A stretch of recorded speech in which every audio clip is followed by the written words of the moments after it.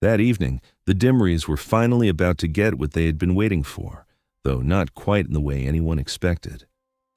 High in the mist of Mussoorie, where old colonial bungalows were rapidly being swallowed by modern concrete blocks, stood a house that had withstood the test of time. It was home to the Dimrys. Mr. and Mrs. Dimry woke early that morning, the mountain fog thick against the window panes. They moved through their routine with a rhythmic, practiced ease. The kettle put on to boil, the newspaper unfolded, the radio humming low in the kitchen. By mid-morning, the house was alive with purpose. Mrs. Dimry, an exceptional host, filled the kitchen with the rich aromas of a feast fit for a festival, fragrant spices, sweet halwa, and hot puris. In the garden, Mr. Dimry trimmed the hydrangeas, practicing a coin trick he loved pulling on visitors, making a coin vanish from his palm and reappear behind an ear. They were expecting guests, special guests. Their daughters, 13-year-old Jaya and 11-year-old Chaya, were supposed to be setting the dining table. Instead, they were indulging in their usual mischief. Jaya liked running from one corner to another, swinging doors shut just to hear her mother gasp, while Chaya kept making her stuffed toy horse gallop across the mantelpiece, giggling whenever anyone noticed. To the Dimrys, it was just the lively warmth of a happy home. By evening, everything was perfect. The table was laid with their finest chinaware. The Dimrys, dressed in their Sunday best, stood by the window, eagerly waiting for their guests to arrive. The car's headlights finally cut through the fog.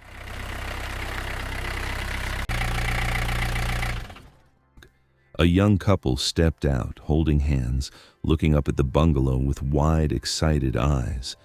They embraced outside the gate before bringing their suitcases up the porch. Inside, Mrs. Dimry beamed, opening the heavy front door to give them a traditional welcome. Mr. Dimry stepped forward with a smile, ready with his coin trick. The girls hovered behind, eager for company. The couple stepped inside and froze. The wife shrieked. The husband dropped his suitcases, grabbed her hand, and bolted. They scrambled down the path, slammed their car doors, and tore away down the winding mountain road, the engine roaring into the dark fog.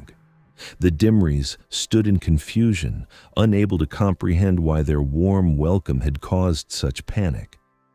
You see, to the young couple, no warm family had greeted them at the threshold.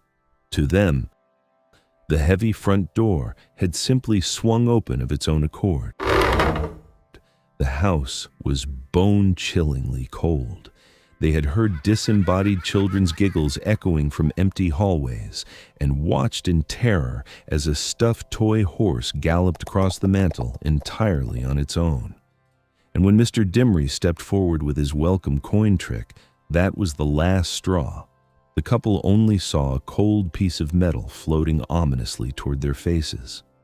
The heavy front door clicked shut against the mountain wind, cutting off the sound of the roaring engine outside. Inside, a heavy silence settled over the bungalow once more. The Dimrys sat around their beautifully laid, untouched table. Steam stopped rising from the dishes as the feast slowly began to go cold. Chaya looked at the untouched plates, breaking the heavy quiet. "Why did they run away, Mom?" Mrs. Dimry offered a small, weary smile, placing a soft hand over her daughter's. "Because they only saw what they were afraid to see."